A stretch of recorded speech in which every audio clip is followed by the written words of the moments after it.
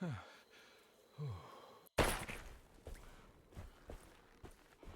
Hartwood's family crypt. Emily's family must have deeper roots in New Orleans than I thought. I figured she was a Yankee like me.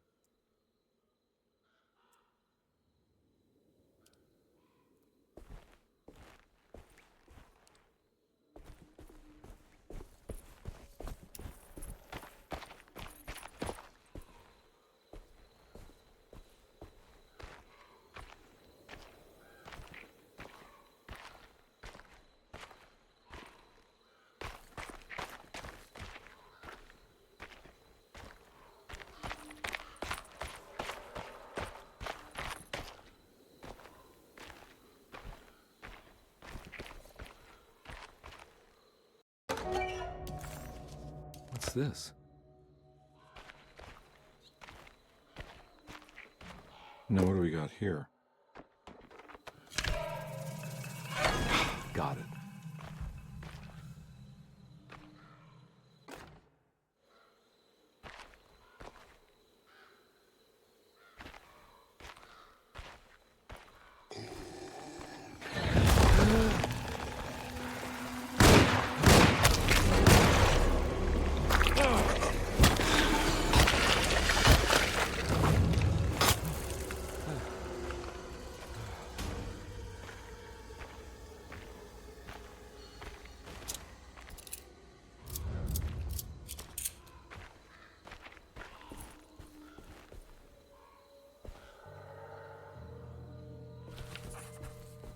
Jeremy sketched this chapel in his book, so it must be important.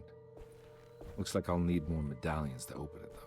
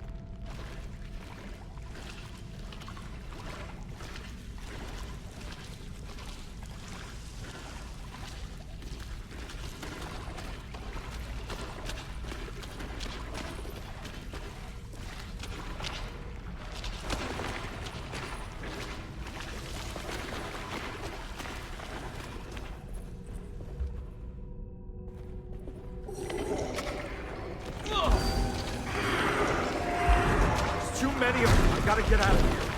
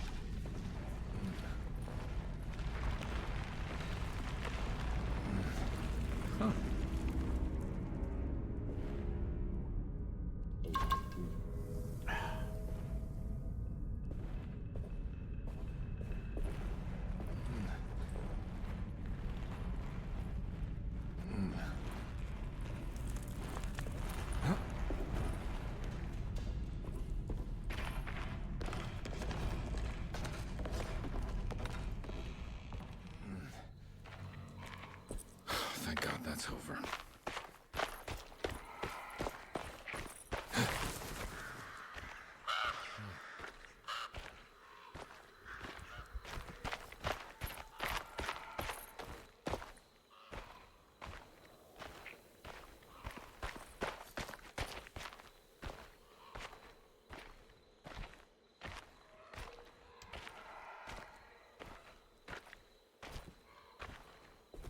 This doesn't look good.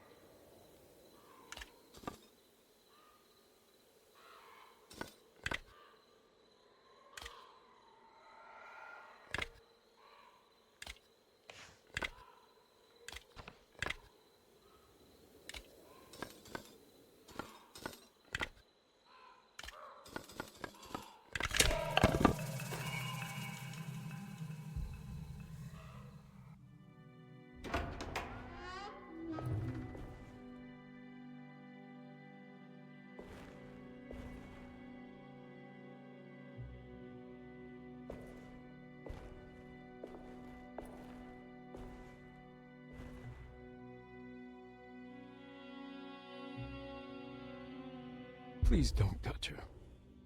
Jeremy. What are you doing here? Everyone's looking for you. I know, it's all a big mess. No one understands. I'm just trying to keep evil at bay. Just for a little while longer. You've got to come back with me. Your niece is waiting at Derceto. Emily? Why would you... My letter. I keep making it worse. What is going on, Jeremy? How is any of this happening? I made a terrible promise with someone. The Dark Man. Who is he? No, don't say his name. He can hear us. He's always listening.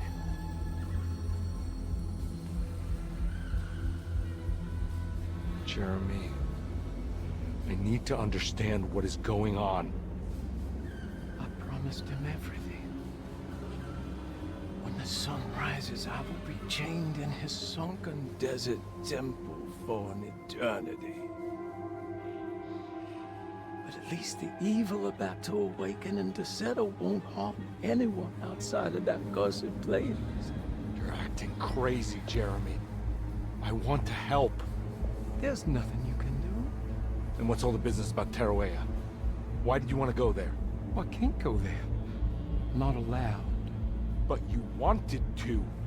Can I go?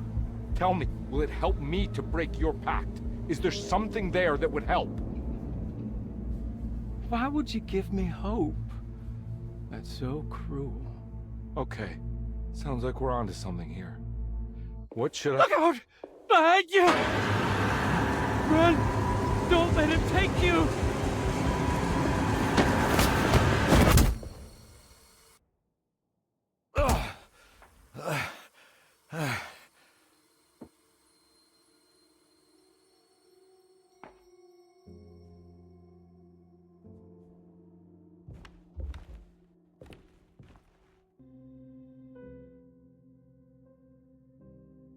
I've seen so many strange occurrences lately. Memories explode into existence and then burn out like tired glass bulb filaments.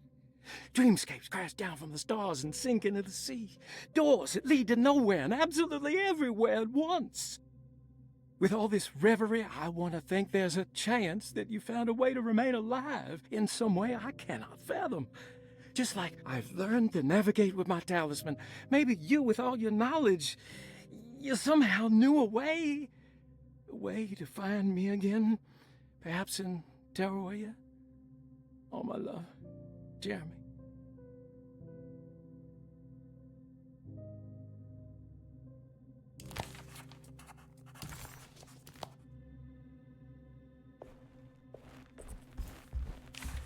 She's dead. No matter how she died, she looks peaceful now.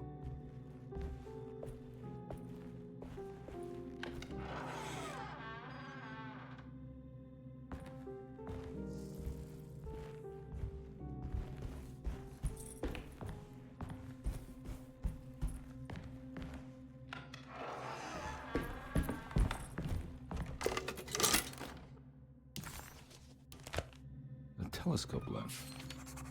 Why would he lock that up? Jeremy had found a way to enter Terrawea, but he wasn't allowed to go. He knew deep down that it was impossible for him to cross that threshold.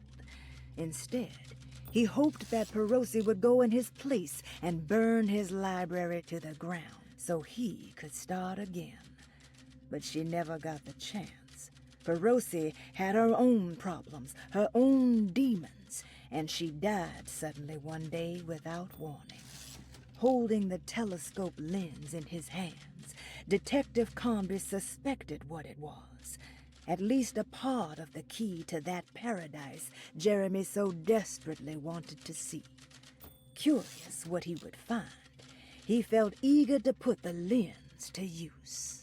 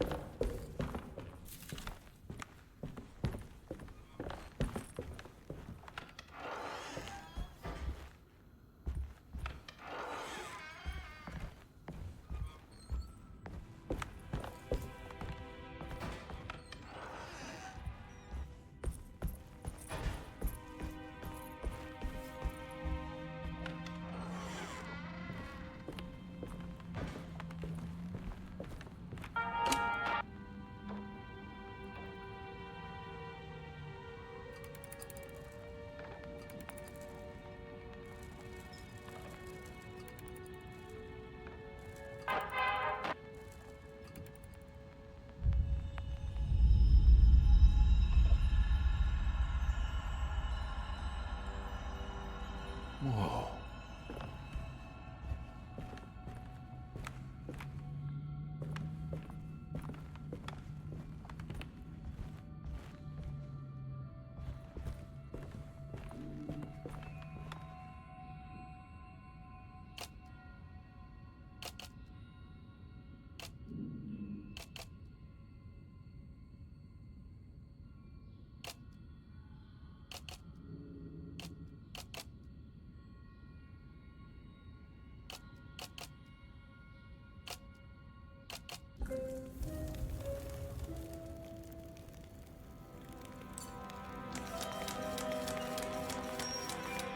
Whoa, what's going on?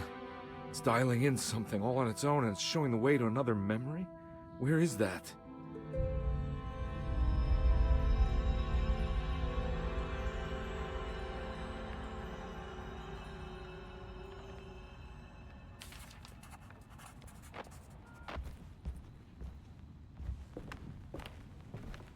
Another world seeping into Deseto. Was this a taste of that mysterious Terrawea?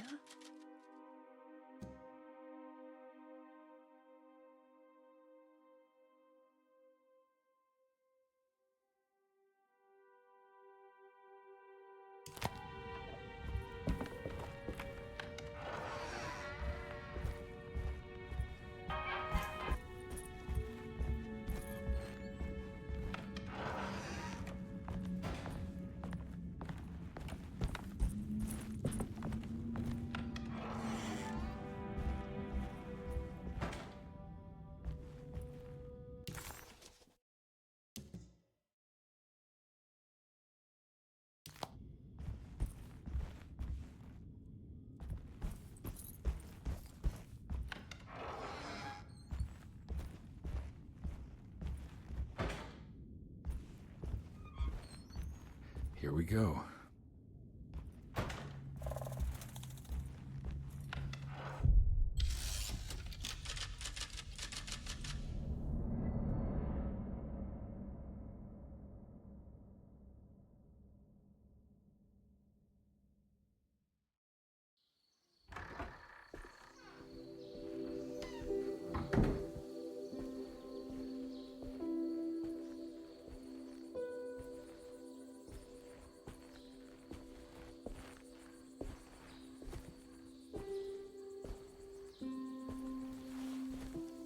I'm glad to see you made it. I had my doubts, but the hope you instilled has yet abandoned me. I guess this must be Tarawea. Who are you? My name is Juan Luis Jorge, and this is indeed the convent of Tarawea. You'll have to excuse me, but Yermi never got your name. The name's Edward Carnby. I'm a private investigator. You're not a patient, are you? No. I'm the author of a book that Yermi once found important. How does that work? Are you part of this memory as well? Is this even a memory? I think calling me a manifestation of Yermi's subconscious would be more correct. And so is the convent of Tarawea. I'm a man Yermi has never met, and we are in a place that he has never been. Okay. So are you here to guide me or something? I have no more purpose than you do. I simply am. I will happily help you, of course, if I'm able. If you are already somehow part of Jeremy, why did he want to come here? Isn't he sort of here already? Yermi wanted to come here because it's a representation of his mind at peace. When Dr. Gray asks him to find his focus during his sessions, this far-flung convent is what Yermi imagines. He is under the impression that if he could physically come here, he would reach a perfect equanimity. A spiritual apotheosis. You don't think it would work? Yermi subconsciously knows it's just wishful thinking. He can't come here. Despite the pathways opened by the dark man between their Seto and Yermi's psyche, it's simply not possible. But I'm here. Indeed. It's a shame it's just another place for you, Detective. Otherwise, you could have become a Buddha. Always a bridesmaid, never a blushing bride. Am I right? Yes, I suppose so. You'll have to chase enlightenment elsewhere. So what's the next best thing? What can I do here? You should seek out the convent library and try to find the truth about Yermi's relationship with the Dark Man. It's the sort of knowledge he represses and is unable to reflect on. Will it tell me how to break the pact? Perhaps. At least you'll have something to confront Yermi with. Wait, why can't you just tell me? I don't know such things. You'd be better off consulting the text of Dr. Freud, if you want such answers. No thanks, I hate shrinks. There is another thing you should know about the library. He is here as well. The Dark Man has been working his way through the text for a long, long time. He's here? How am I supposed to get past him? Be careful, Detective. Oh, jeez, just perfect.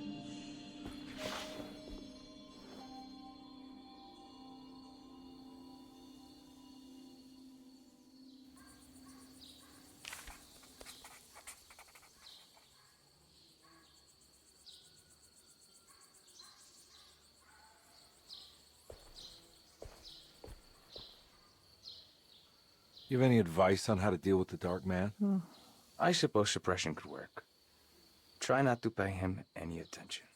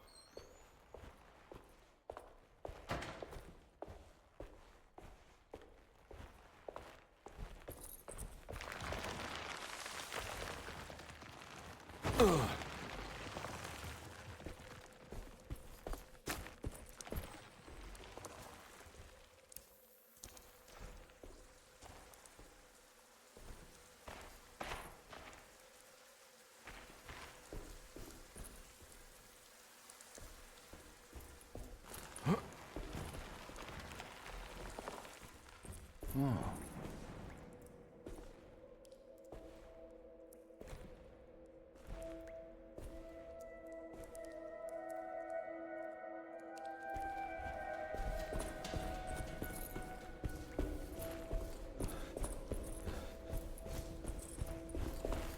There's something missing.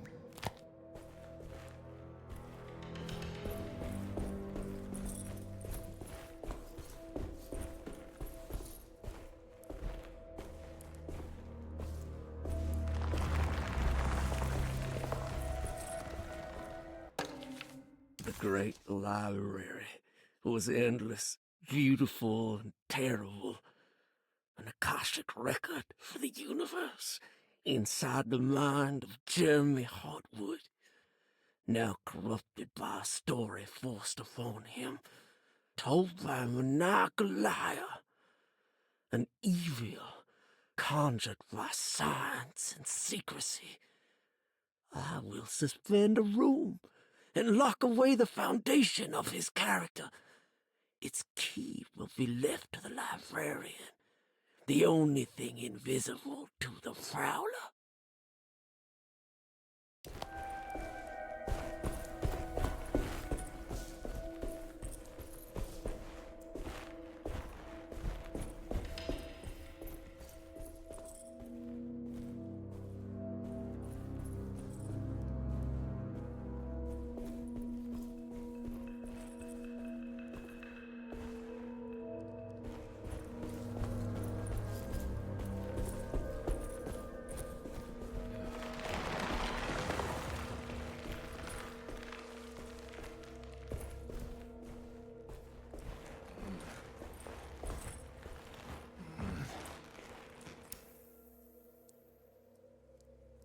Nice.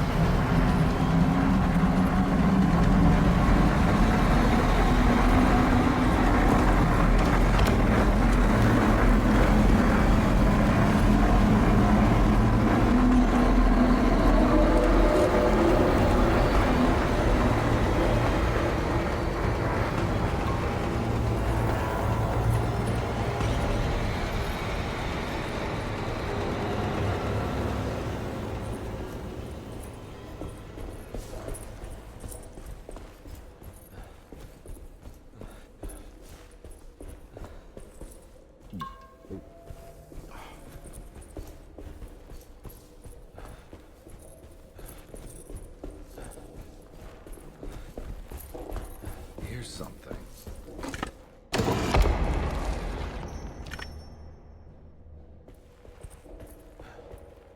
It was in the hot autumn that I went through the night with the restless crowds. He was a kind of itinerant showman who held forth in public halls and aroused widespread fear. The New Orleans address of the event is lost, but I remember distinctly the Prext Shipping Company pressing their contribution. Hey.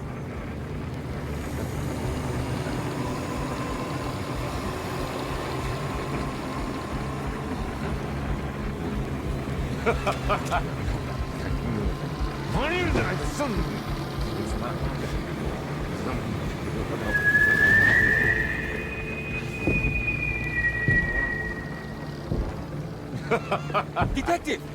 Juan! Juan!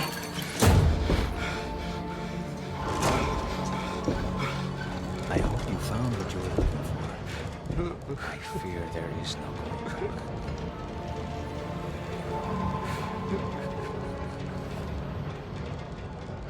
I was so close. There must be something I can work with. Come on, Carnby, think. Think! The shipping company. Prext. Right. Good luck, detective.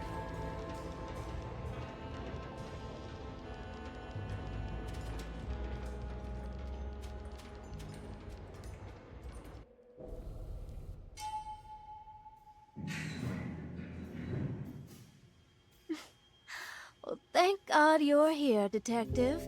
Sitting all alone in a place like this. I'd never live it down if the papers got wind of it. Hey. Ruth, right? Oh, don't pretend you don't know. I'm sure you have a whole file on me by now, Detective. I suppose we weren't formally introduced. I'm Ruth Talon. Miss Ruth Talon, in case you're wondering. Edward Carnby. Enchanté. Are you sure? I had too many already. Nice. It's good. I know. I have great taste, Detective. I heard you're trying to break Jeremy's promise to the Dark Man. Yeah.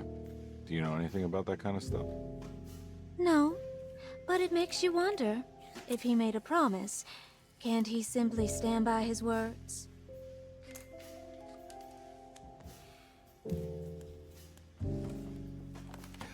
Look, I'm just trying to get Jeremy out of a bad deal, so he'll come back with us to New Orleans. Well, if all fails. What are you doing? It's a sign of submission to the Dark Man. I saw it in a dream once. What?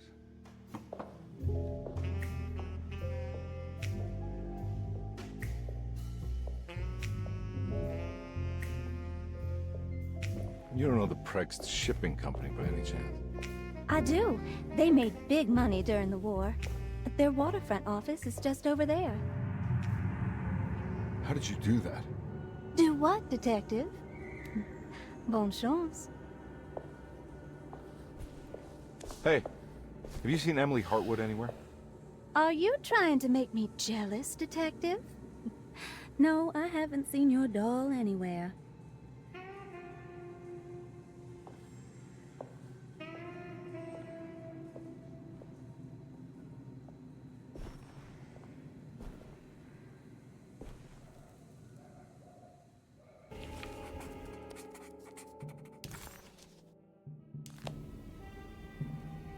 Prext Shipping Company. According to the book in Tarawea, the Dark Man is connected to a performance that Jeremy went to somewhere in New Orleans. I'm sure I can find the address inside.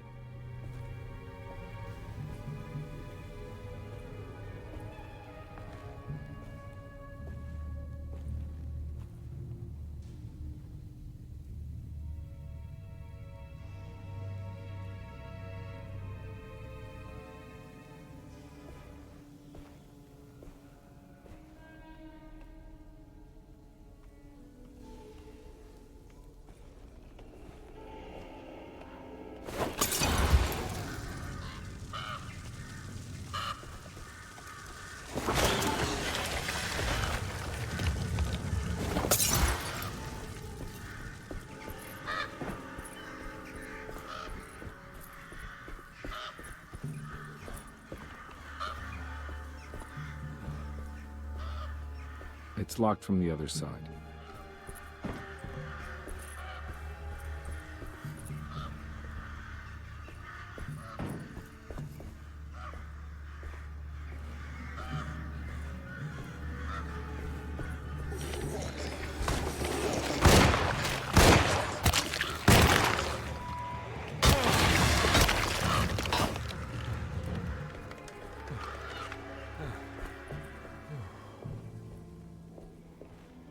There must be another way inside.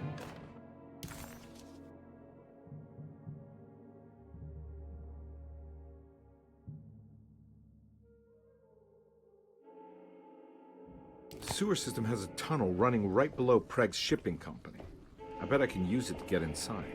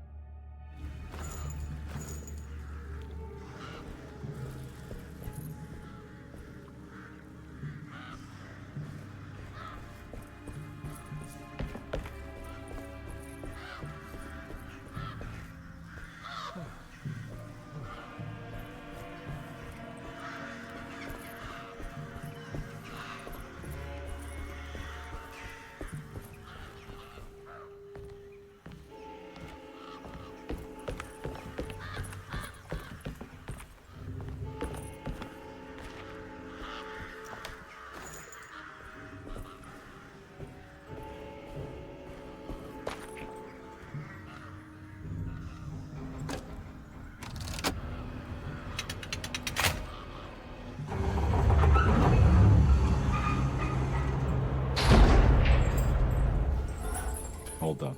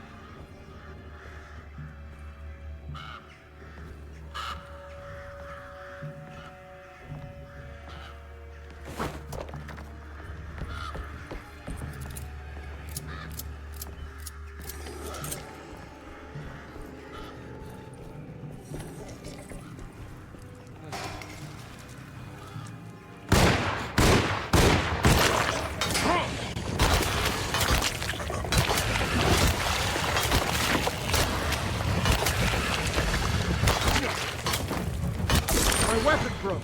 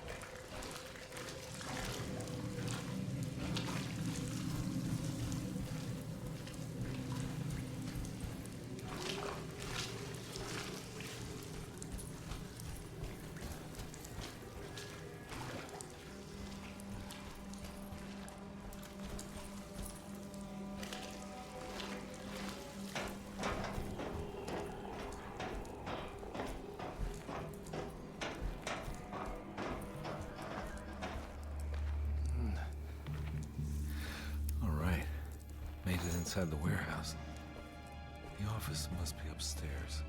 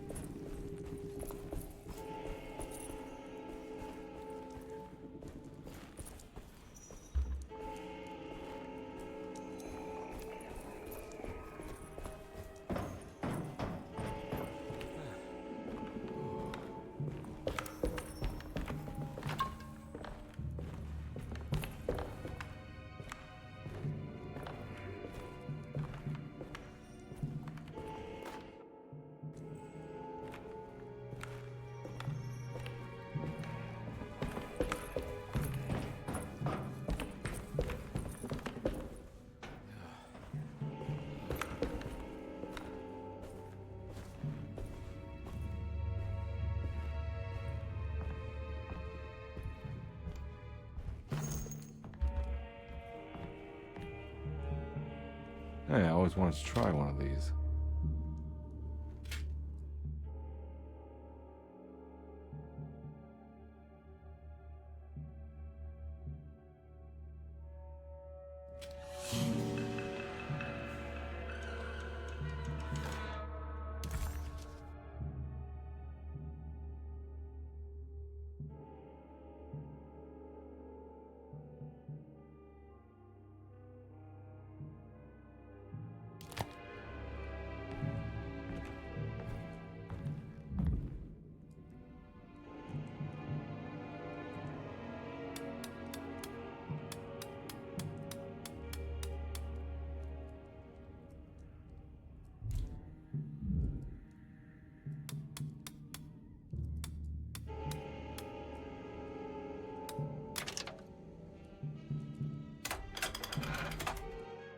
Gotta go manifesto. September 19th, 1892. Breck Shipping Company delivered 4 steamer trunks, 1 Egyptian sarcophagus, and a large wooden crate belonging to the showman called the Black Pharaoh, performing at suffocating streets.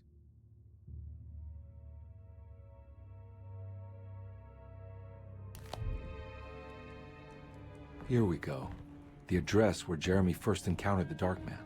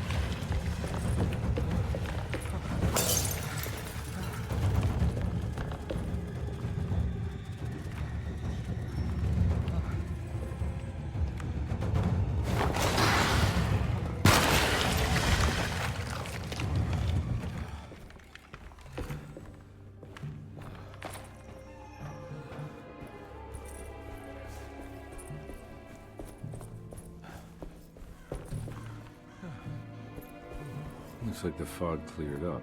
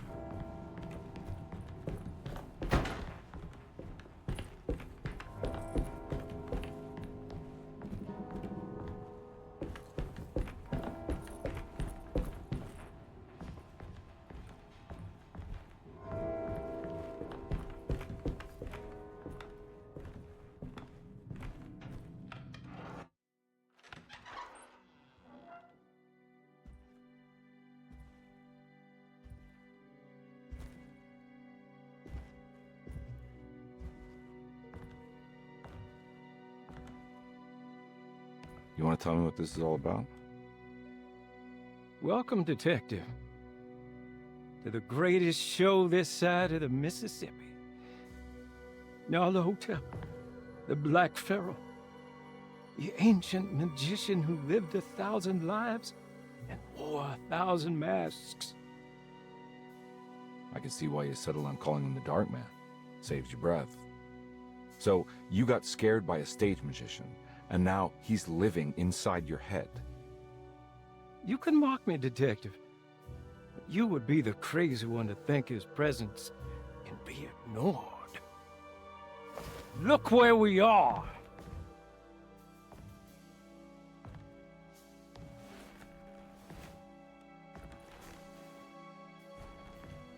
We didn't get to finish our last conversation, did we? You were about to tell me how to break the contract with the Dark Man. No, we can't. If we turn her loose on the world, so many innocent would die. But there is a way to break out of the deal. There is. He offered me a way out. Steps to take. What are they? You'll never find them. They're forever entombed in his sunken desert temple. Jeremy, I'm not your enemy. Tell me where to go. How do I find the temple? No, we can't. I have to make this sacrifice. God damn it, Jeremy. I'm gonna save you. Don't worry.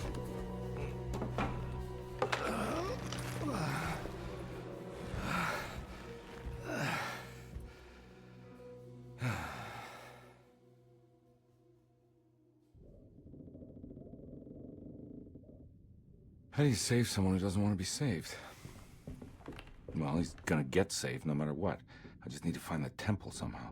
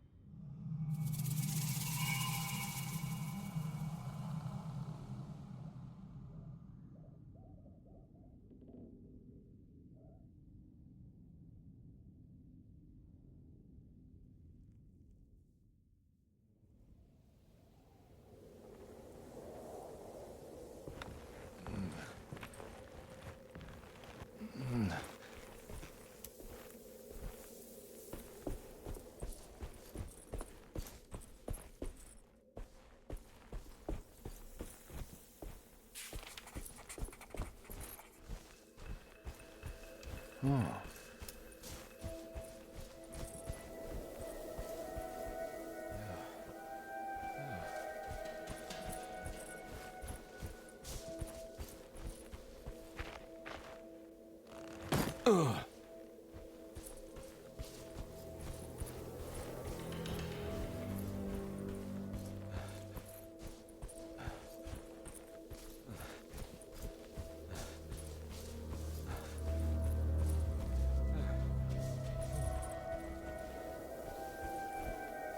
A sunken desert temple.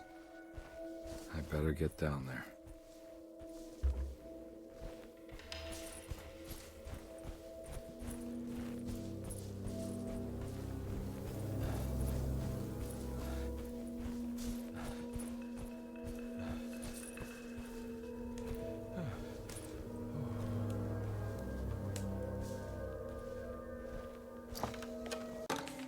The Temple of Nephron-Ka lies under our camp.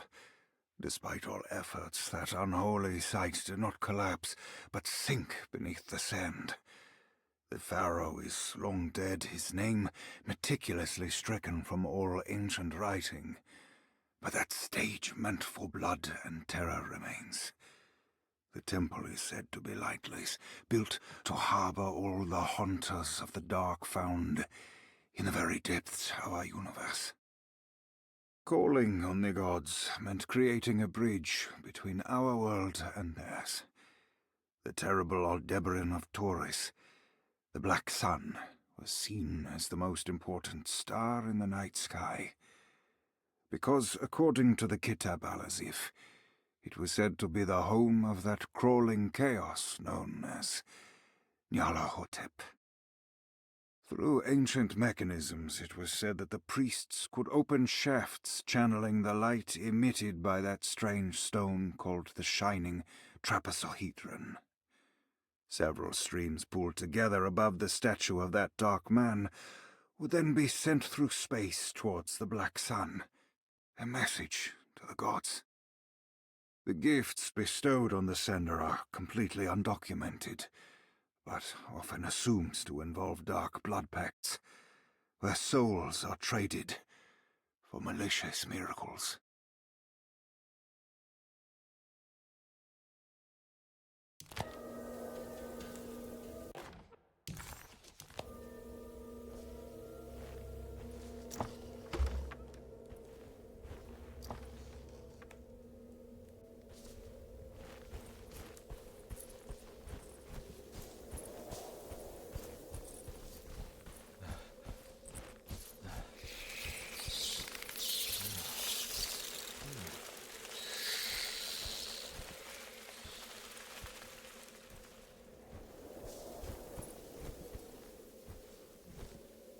Here we go.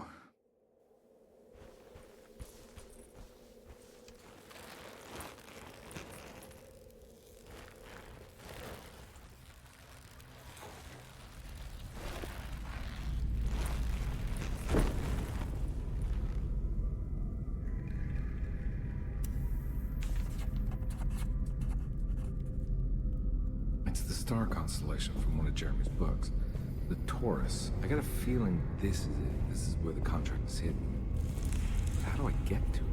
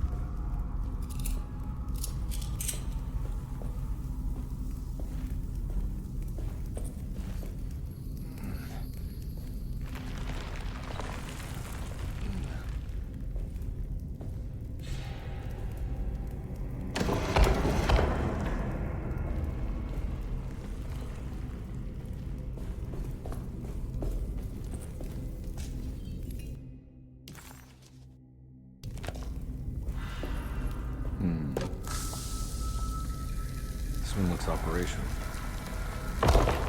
Good work.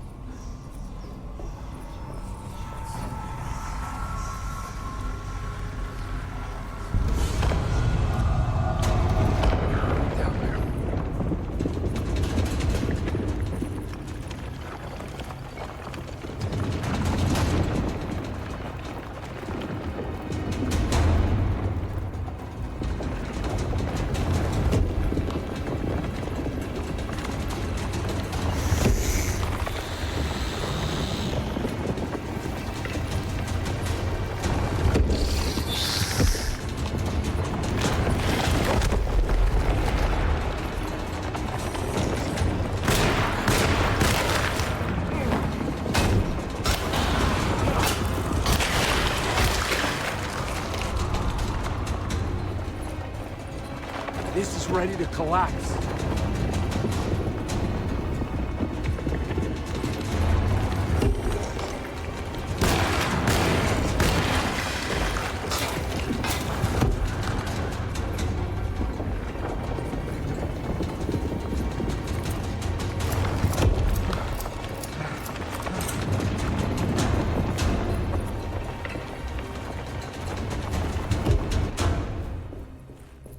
What is going on?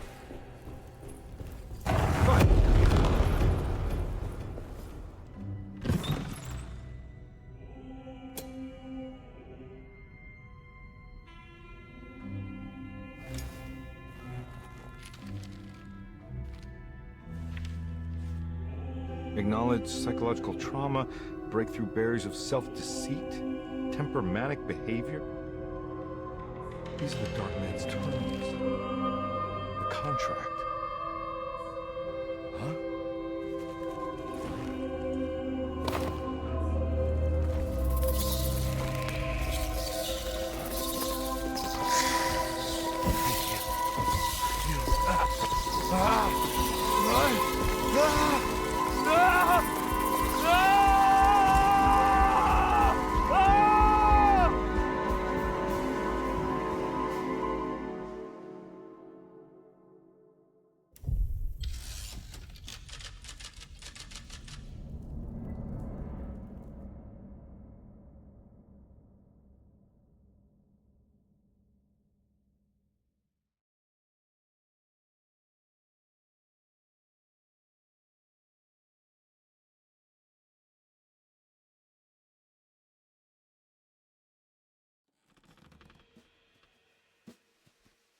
Hey.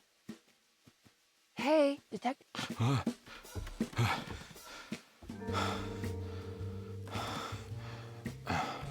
What are you doing? Oh, I found some. Great. Was it out? God, no, I just got the wind knocked out of me. I think I know how to break the contract with the Dark Man. What exactly? Everything going back to normal. All right. I found some more information on Dorsetto and the patients. There are some seriously strange things going on. I'm pretty sure 2 of the patients are dead, and maybe even the clerk. Oh, yeah. I kind of just gave up on worrying about that. Well, just keep your eyes open, I suppose. What were you doing again? Jeremy made a pact with the Dark Man to keep all the madness locked inside Dorsetto. All right. I'm gonna break it. I just have... Where is it? Where's the talisman? It's around your neck? Ah! Ah! I worry, Detective. Don't, I'm fine. I worry that you're not much help on this case. At least you're a good distraction. Trust me, you're getting your money's worth. At this rate, I'm an absolute bargain.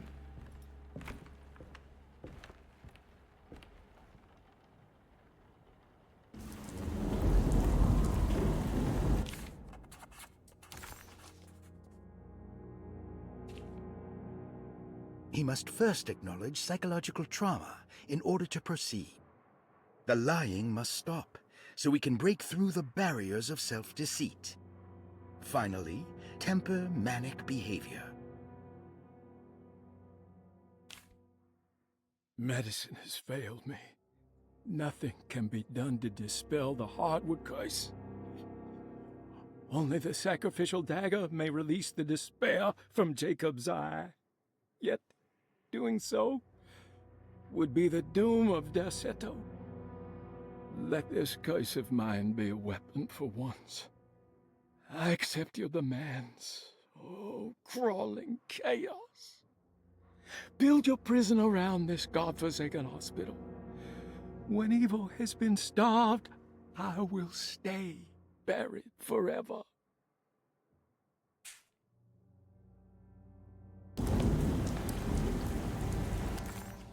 Combe never thought he'd be so happy to be back at Derceto. It felt like he had crawled through a long, dark tunnel of misery and regret. Now that he was back, Combe could look into the steps mentioned in the contract. But there was one thing that gnawed on him. What exactly did this have to do with Dr. Gray?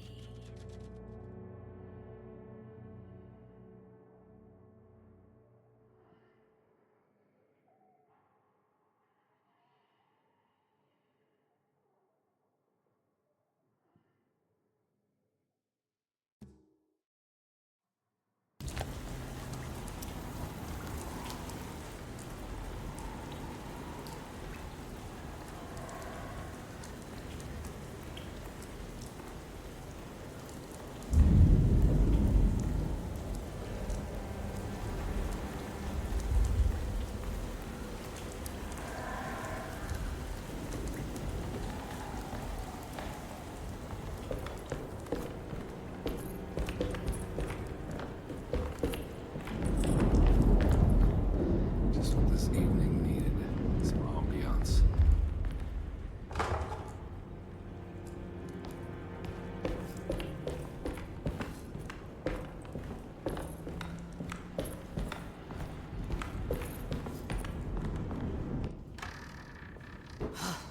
Got to be around here somewhere. He wouldn't leave this house. I don't know what to think anymore. You run into that detective fella? Who is he? Can he be trusted? I think he one of the good guys. Well, you know, like us. Will he be all right with her coming? Praise the mother. You don't need to know about all that. Just help the job. Just calm down. Ain't time yet. God, it hurts. As far as I can tell, Detective Combe seems to be solving problems, not causing them. Just be ready in case he starts anything.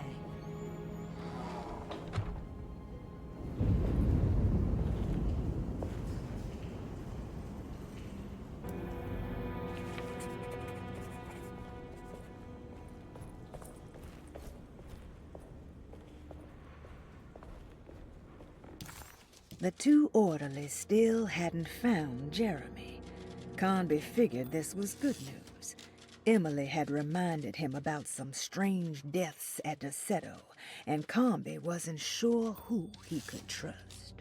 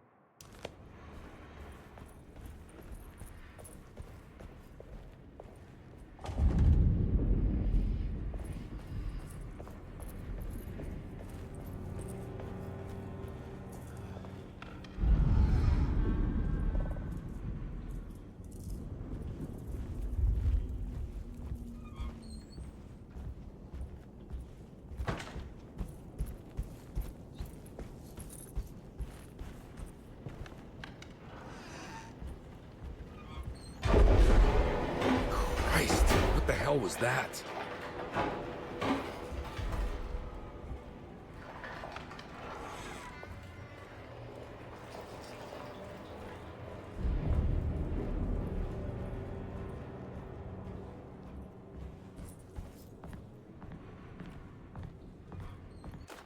We must have faith that Jeremy's pact with the Dark Man is a bluff.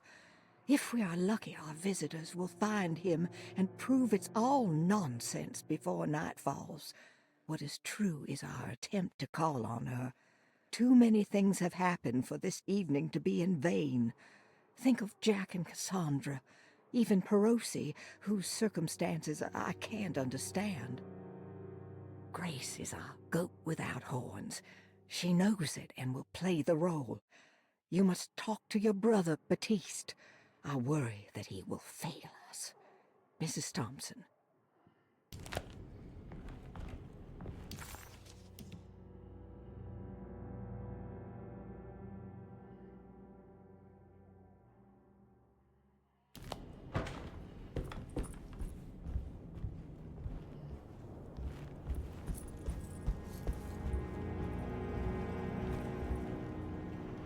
It's blocked.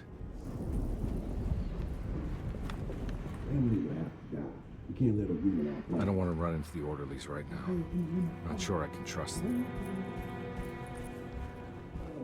I think Dr. Gray might be in there. Perfect time to snoop around his office, then.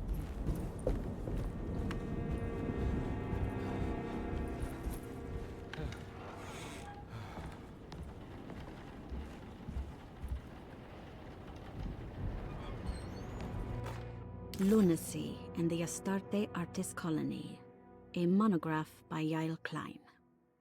In early 1909, the old Derceto plantation outside of New Orleans was turned into an artist's colony. 3 famous European artists rented the house and the surrounding land from the owner, the Ledoux family. The colony was chiefly run by Sebastian Cortez, who was playfully dubbed the captain by his collaborators, William Arges and Heinrich Kassel.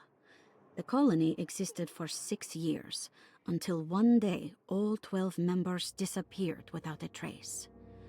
It is widely believed that their disappearance is connected to the disastrous hurricane that passed through on September 29, 1915, but nothing truly supports this claim. What is known is their frequent participation in New Orleans nightlife, their love for hosting parties, and their elaborate contributions to the Mardi Gras parades as the Pirates of Pontchartrain. Accounts of their lifestyle can be found in almost every gossip column. It can effectively be summed up as carefree and bohemian. In late June 1909, the name Astarte first appeared in the newspapers. Cortez said the name came to him as he was painting. There is never any claim to knowing about the ancient Phoenician fertility goddess with the same name before this time.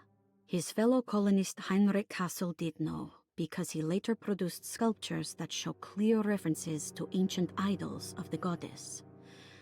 It's impossible to know for sure how this name suddenly made an appearance, but it is interesting because of Derceto's history. Even the name Derceto is the Greek name of a Syrian fertility goddess. In the case of naming the plantation, Derceto was certainly not an accident. We know that Elijah Pickford intended to build a temple for his cult, for he had distributed pamphlets 2 years prior to the purchase of the land, advertising his intentions. His followers were estimated to be almost 100 men and women, mostly sailors, Maroons, and Cajuns, when the plantation was built. To outsiders, Derceto registered as an ordinary slave plantation, which enabled Pickford and his flock to remain hidden for decades. The official story is that the cult lasted until 1862, when the Union Army came and burned down the plantation and scattered all who lived there. Following the Civil War, new people started to congregate in the ruins of Derceto to invent a new fertility goddess, the Shub Niggurath. As much as Derceto is a particular name to have heard of, it's not entirely uncommon among the learned. Astarte is equally known and could have been subconsciously chosen by well-read artists. Shub-Niggurath is, on the other hand, very uncommon. Almost impossible that anyone in Louisiana would have heard that name. The name is referenced only in rare books like Udnausprechlichen Kulten and the Necronomicon, and is believed to be a bastardization of Arabic words meaning pertaining to the dark young. The few paragraphs printed on the goddess are so upsetting that no one in their right mind would want to build a religion resting on such qualities. The Shub-Niggurath cult was hard to get rid of, but it is believed that despite the police jailing and killing several cultists over the years, the main culprit in the cult's demise is the cult itself, which seems to line up with every instance of cult activity on Derseto's grounds. When Captain J.W. Norton of the Union Army arrived, he described the people at Derceto as malnourished and maniacal. As much as the army tried to save them, they fought back with fervor, as if nothing was going to stop them from slowly destroying themselves. While the disappearance of the Astarte artist colony remains a mystery, the recurring motif seems to suggest that their fate involved lunacy and a hunger for self-sacrifice to that fertility goddess with 1,000 names.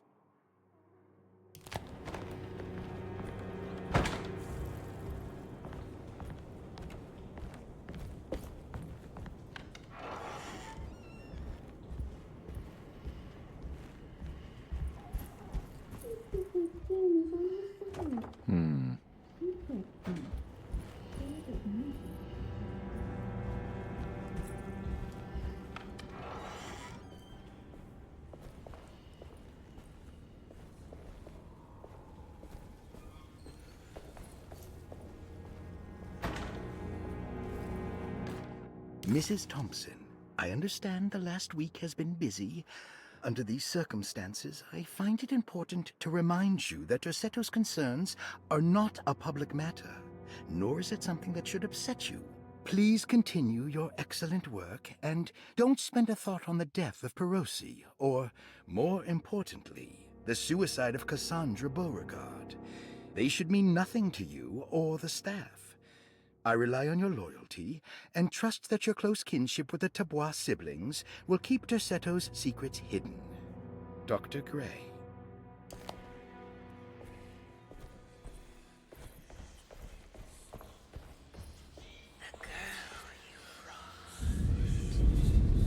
What is that?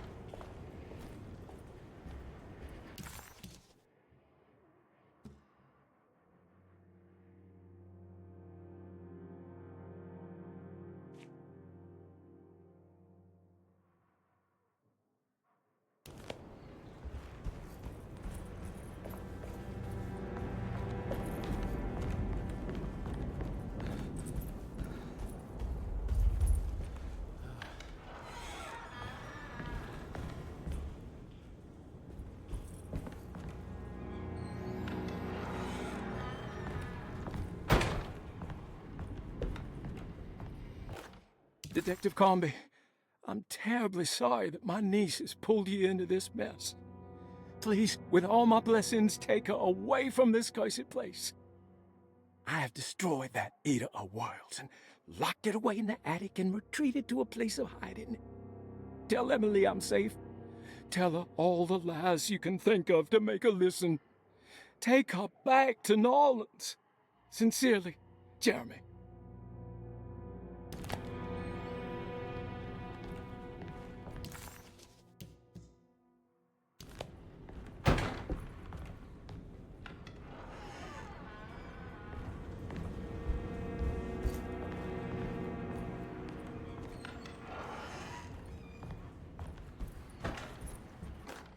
Brother, I need you to trust me.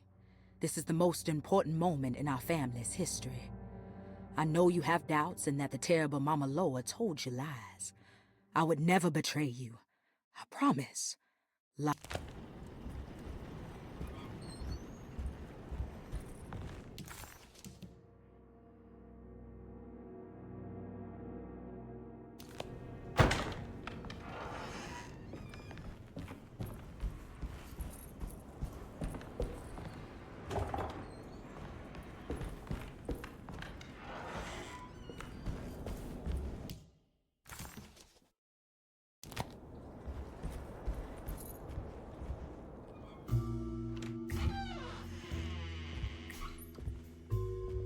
Detective Conby. Good to see you again. Solved your case yet? I'm trying. Hey, Grace, you okay? Oh, she is just peachy, Detective. Are you looking forward to the Feast of St. John, Grace? I can't wait. Kids, ain't they great? What exactly are you planning for tonight? Oh, not much. We eat, we drink, we pay tribute to the wishing tree in the conservatory. The usual. Then why all the excitement? There is just something about tonight. Something's different. I think we all feel it. Besides, we got ourselves some new words for the prayer thanks to your buddy Jeremy. She'll come and turn the world inside out, and things will begin again. That sounds strangely threatening. You should come.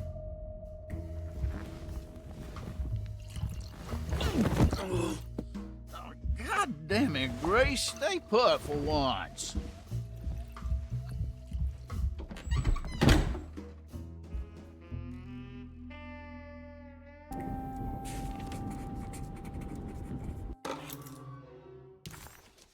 Better hold on to these. Wouldn't want them to get lost.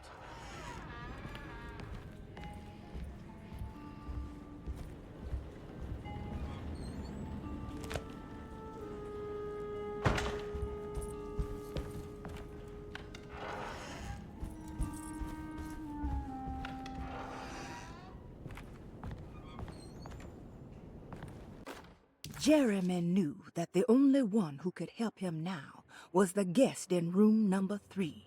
The room seemed to have been empty for so long. But that wasn't allowed to be true.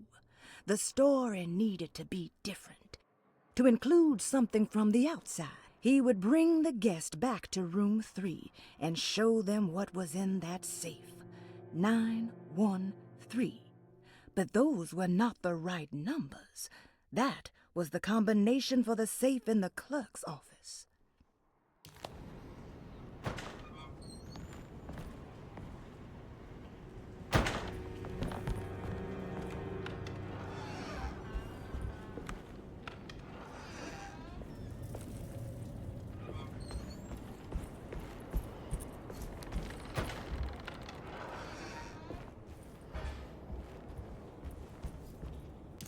McCarthy was a deadbeat.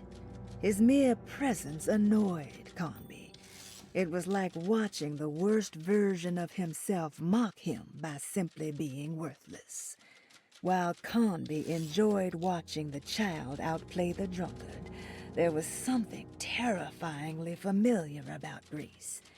It was taunting him, like he was supposed to remember, but couldn't.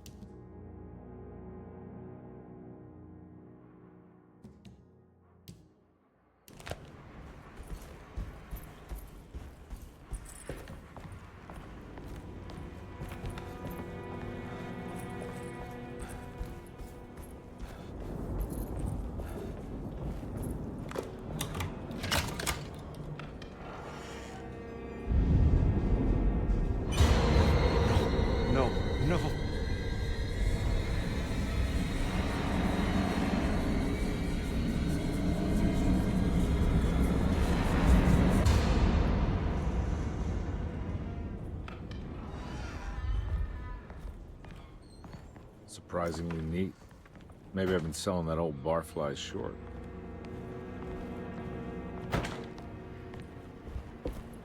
Looks like McCarthy has something hidden inside. Sometimes, I think this place makes me worse. That Derceto might be my grave. A coffin made of ostentatious architecture. A Taj Mahal for the drunken depressed. There's something about Derceto. Something about Dr. Gray. Like we all pretend that we're here to get better, when in fact we are here to be forgotten.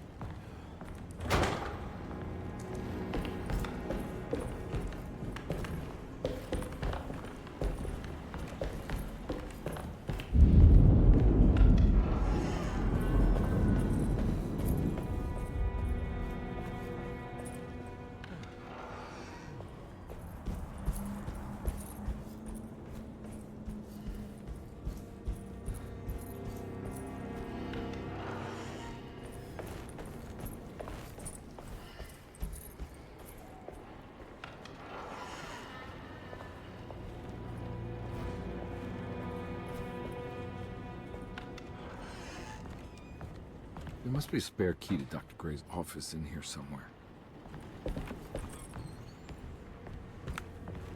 I don't have the combination for this.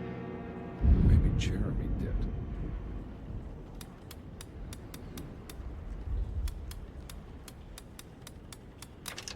It worked.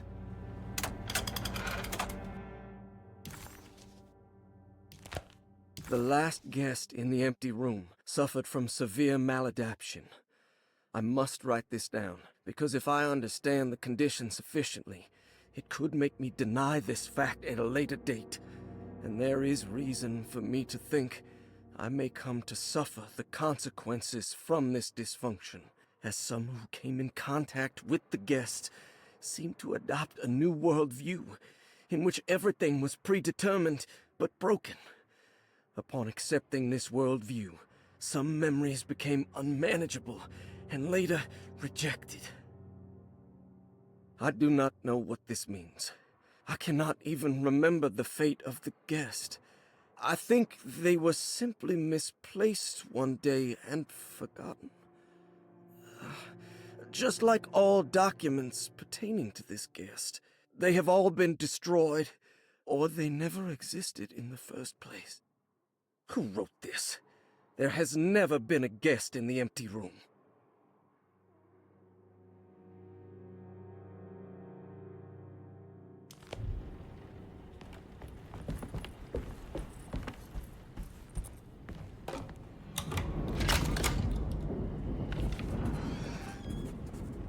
Dr. Gray's office, all to myself. Let's see if we can figure this guy out.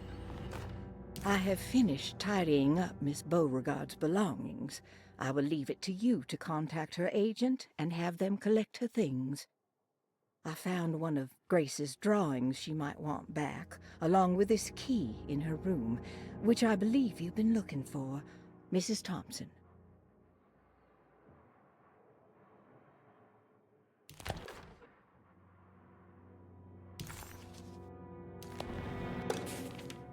This is where McCarthy has hidden my favorite young. It's very important.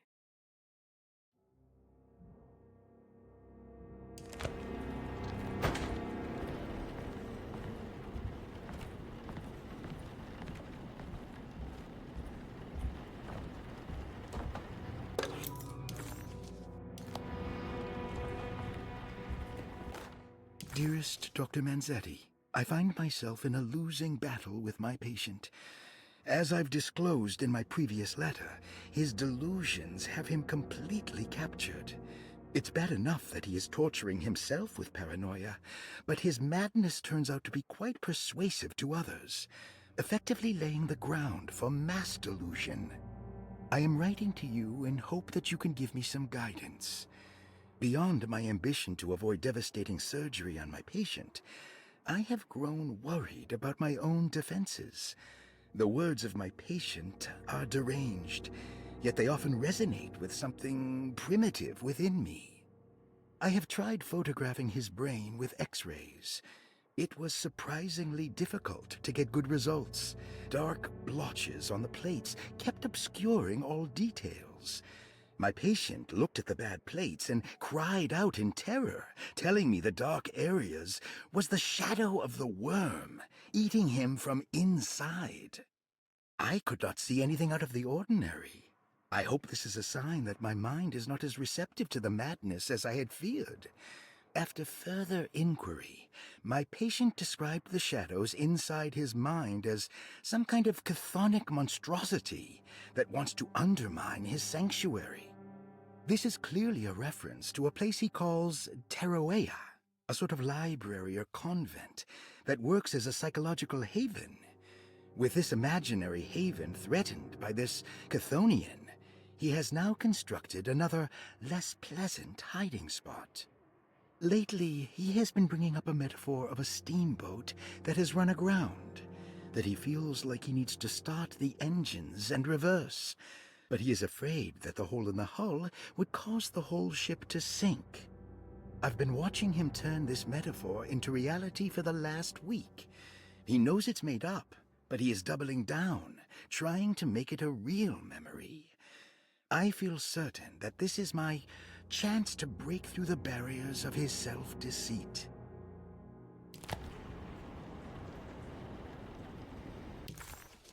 Dr. Gray was somehow mixed up in this business with the Dark Man, Detective Conley decided. He had to be. Either Dr. Gray was using the idea of the Dark Man to manipulate and torture Jeremy, or the Dark Man was an actual powerful being possessing Jeremy. And in that case, Dr. Gray was simply a stooge. Maybe both could be true at once. Conby felt his mind racing in all directions. No matter what, he had to find a way to break the pact. That was what Jeremy said was needed. It didn't even matter what was true or not. If Jeremy wouldn't leave Derceto before the contract was broken, then Conby had to make it happen. He just wished the steps on the contract made a little more sense.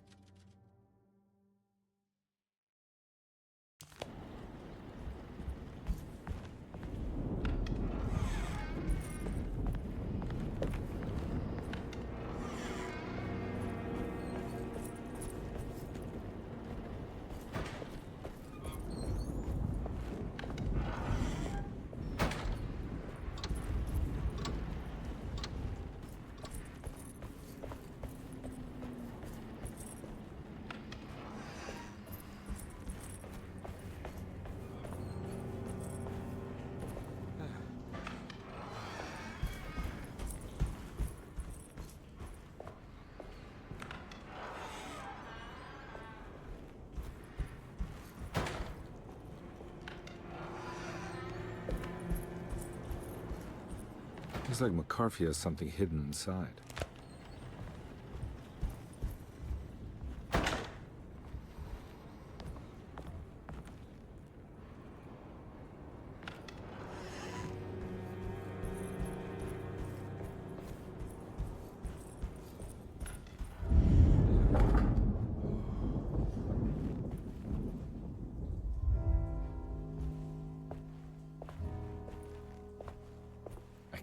take this much more.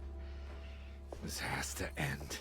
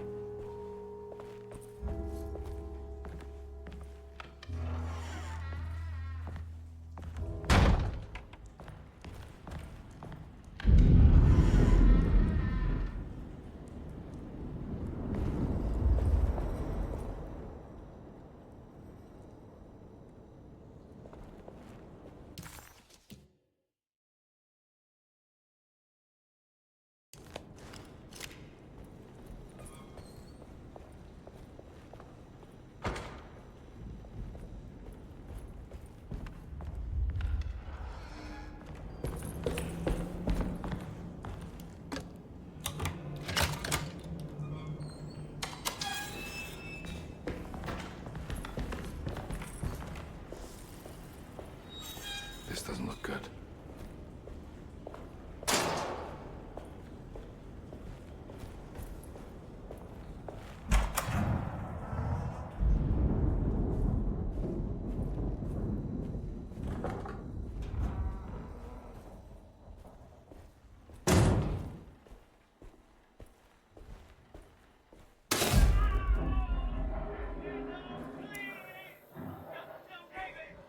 I need the key.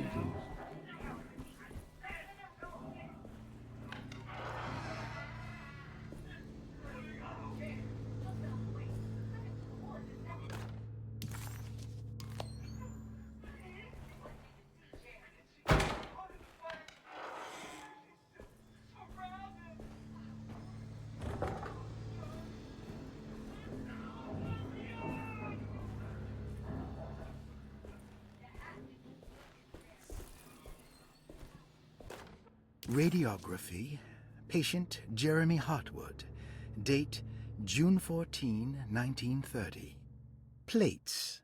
Jeremy's skull proved difficult to capture properly. Partial radiographs worked best.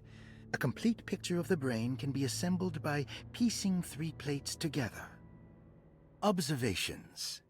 Even when looking at an assembled version, a shadow covers significant parts of Jeremy's brain. Possible tumor, but more likely that the equipment is failing. Jeremy reacted strongly to the pictures and claimed to see a giant clay worm eating and displacing his memories. Notes. While this exercise has left me nowhere closer to an answer, I feel confident that a Burkhart lobotomy should sever all necessary parts. Hypothetical psychosurgery based on the ideas by Burkhart and the St. Petersburg research could end up saving Jeremy's mind. Severing the connections around the frontal lobe would certainly solve most mental afflictions. The procedure would be brutal in performance, as well as in efficiency. An ice pick pushed through the edge of the eye and into the skull would untether the nerves like Alexander cutting the Gordian knot. As this would likely leave Jeremy in a very different condition, all other paths should first be explored. The medical instrument I would need for this lobotomy is missing, and I should have Waits order a new one.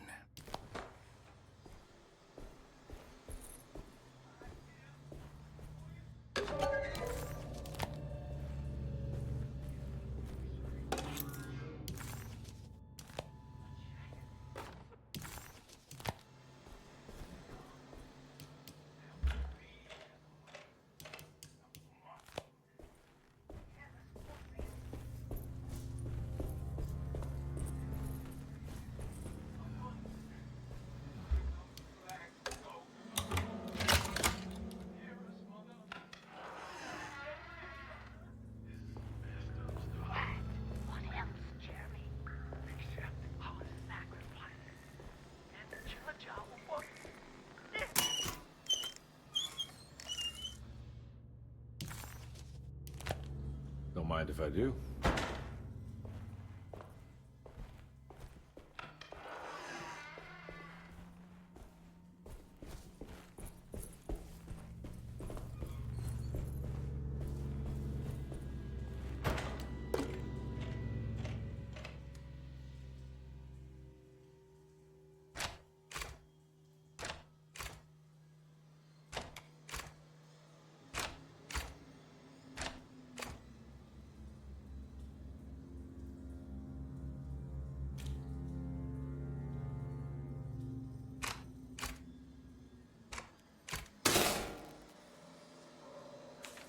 That's better.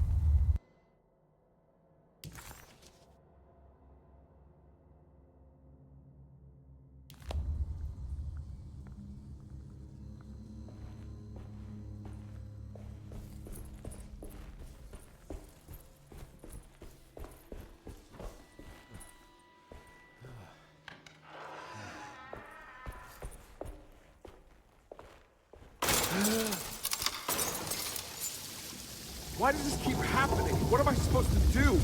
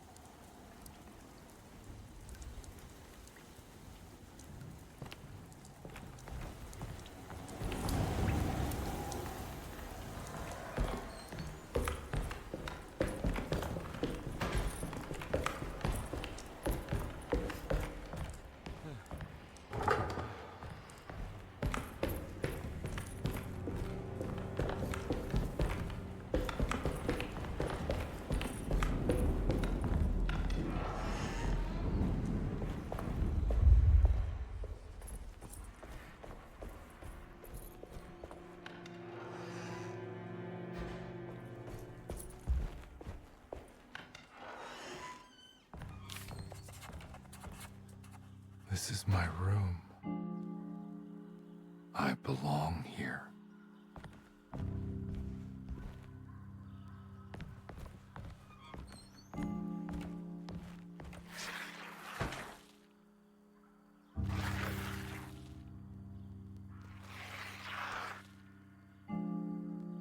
I know that number. Where's that from? I did this. I wrote that. Dr. Gray had been putting Jeremy through some thorough medical investigation. He was trying to break through Jeremy's stories and get to some truth, just like Comby was. Could Dr. Gray have been trying to break the contract as well?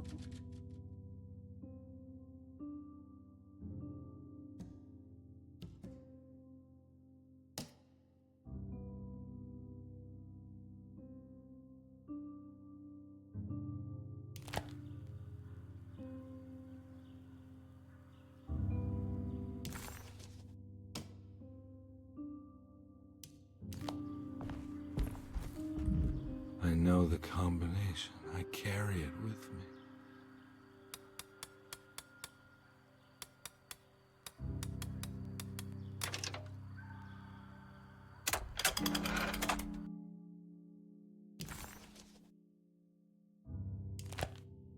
Detective. I have made many discoveries in my case. The child we want is safe, thanks to good people like me and you. We're so similar, but you don't see all the things I do. To find your man, Jeremy, you also need to look for the girl. It has always been that way. The young deliver us all. You should have a look in my room. There's a piece of the puzzle you will need. Take care now. My coffee. How long have I been here?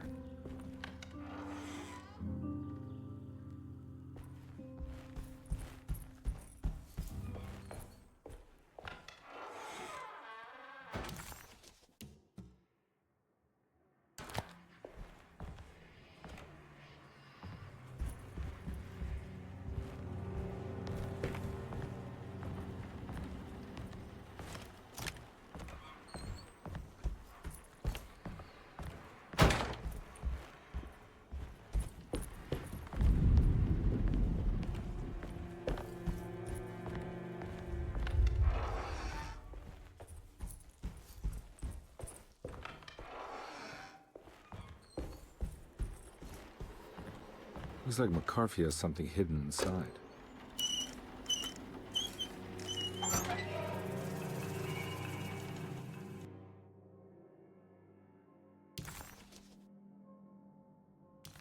Why would McCarthy lock this up?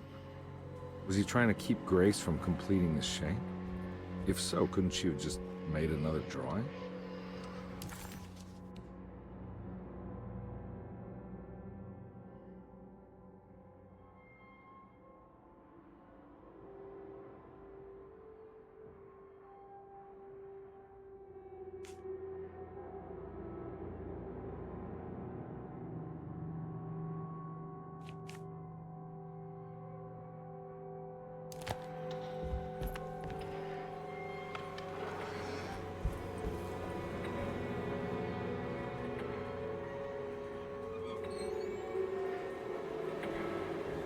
What the hell happened in here?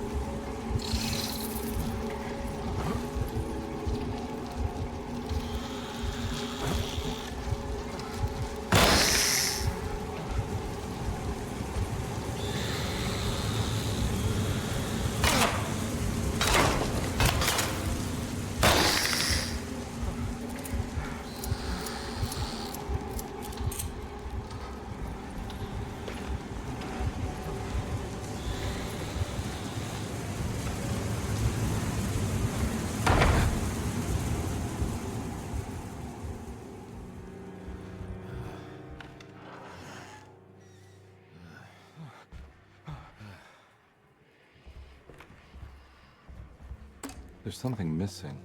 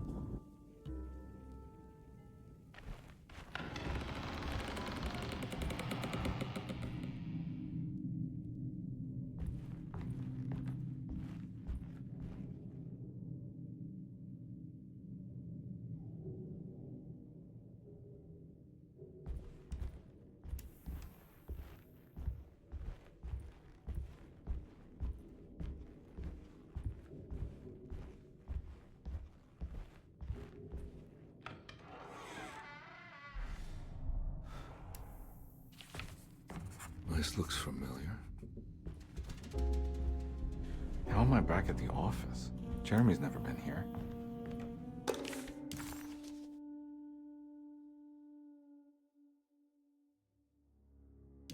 That's me, isn't it? How long had it been since I drowned myself in drink and depression? It had all felt so peaceful, slipping away into oblivion. A welcoming, dark voice wrapped around my mind like a heavy blanket. It turned off suddenly as I woke up from the sound of my office door closing shut. A messenger had left a telegram from Mrs. Saunders. She had a lead on where to find her husband and her kidnapped daughter.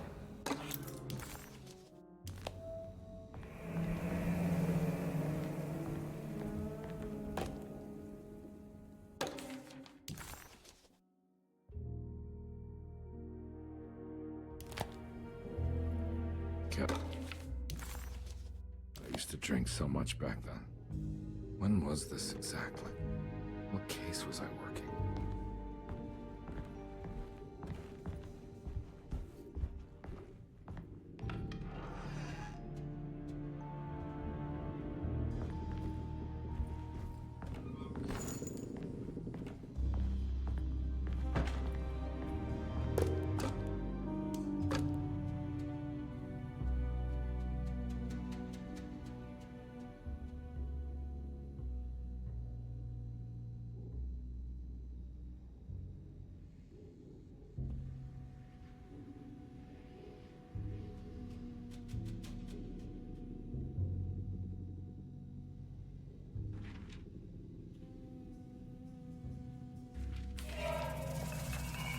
I remember this case.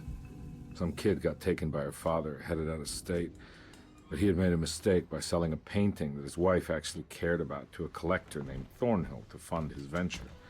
That's how I tracked him down. At least I think so.